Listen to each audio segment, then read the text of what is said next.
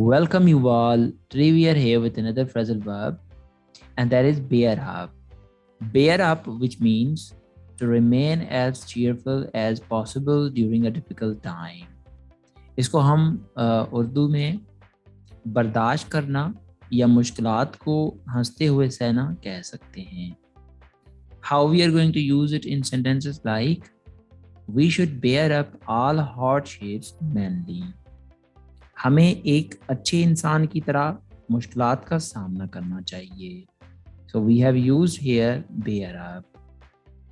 Here is another sentence. He is bearing up well under the strain of losing his job. वो अपनी job खोने के डर के बावजूद मुश्किलात का सामना कर रहा है. So this is how we are going to use this phrasal verb bear up.